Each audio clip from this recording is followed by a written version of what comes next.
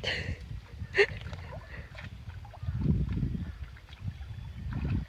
รื่องจอมมันเมื่อมัดที่จอม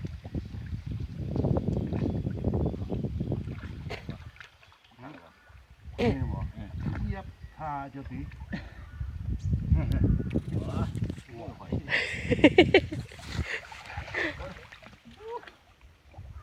เกือบไปยุ่งเขาในเกือบไปเกือบไป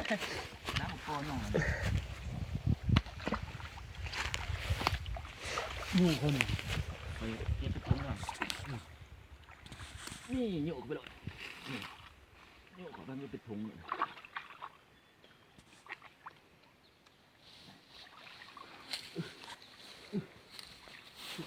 โดดฝากแตกก็ไม่ป่ายนี่เลยแตกนะเนอะไม่ได้ฝากผมดิทำเหยียบไปโดดตีนแห่เหยียบโดดตีนแห่นี่เป็นถุงเลย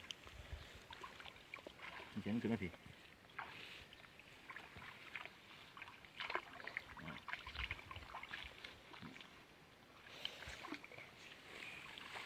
โอ้โห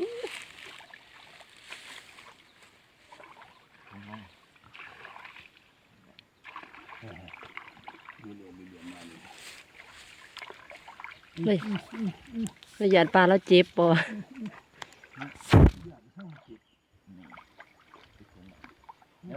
จะพาเขาตีคอยจะเอามือนี่นะก้อนตัวใหญ่นี่ใส่ธงเนี่ยเถอะคุ้มกระทงมันเข่าทงห่วยห่วยจะตั้งหรอมันนี่ไม้ได้อยู่นี่เลยมันสิรอดไม้คอยดึงไม้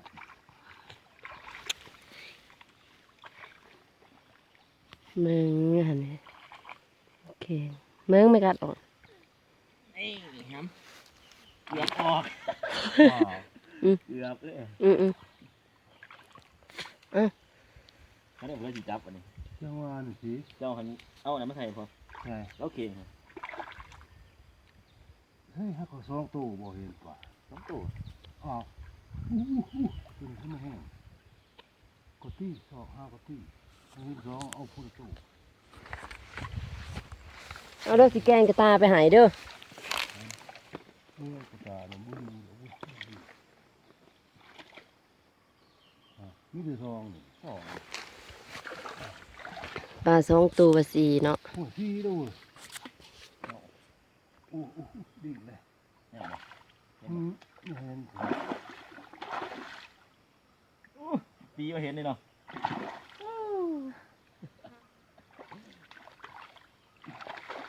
เอาขึ้นในสีด้วยเอาเขาตรงนี้เลยฮะตัวผมเป็นแห่เลยจุ่มมาแห่บ่โอ้มันจะไปดูที่มาจับนี่ย่างบอกตัวขวดมันเพราะว่ายังเขาพวกมันเห็นกองก็ถูกเขาจะเอาเนี่ยได้จะ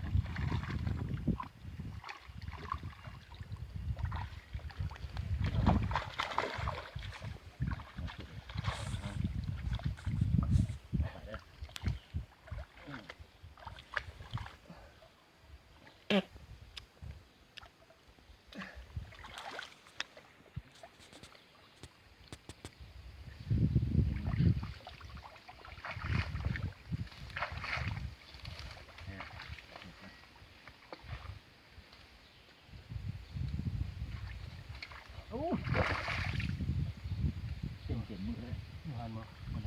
น้ำอ๋อต้องตัวเลย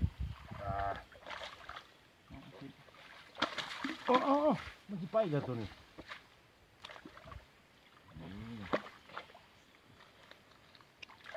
โอ้ยดิไปใส่ปลา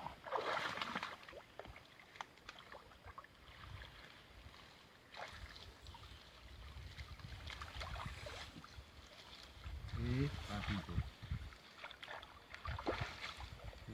การยังไม่เห็นเดินออกไปแล้วมันหนักที่ปุ่นเนาะนี่พี่เพื่อแข่งไว้พี่พี่เนาะโอ้ก็จะเอามาคอยดูคอย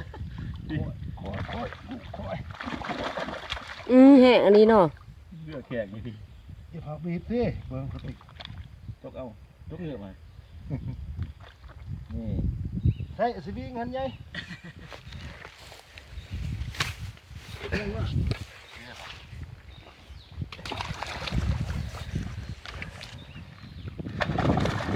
เอา พอดีเป็น3บ่ ยังตัวหนึง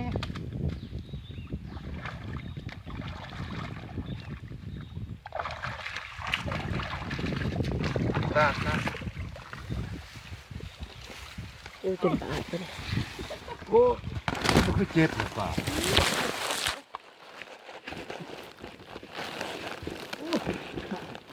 เหลือเป็นออก เราถือกันครับ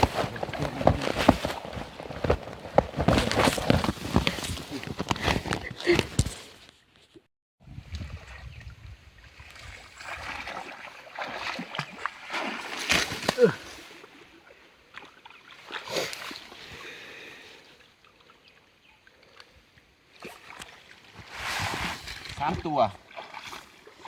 ดูตัวนี้ ได้รับ2 โลนี่2 โลปลายจ้ะ ป้าพอ เอ้ยนี่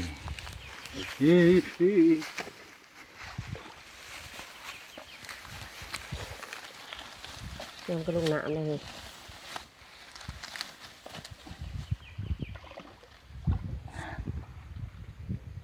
สั่งอะไรปลาไหล โอเคเนาะ นี่มั้ง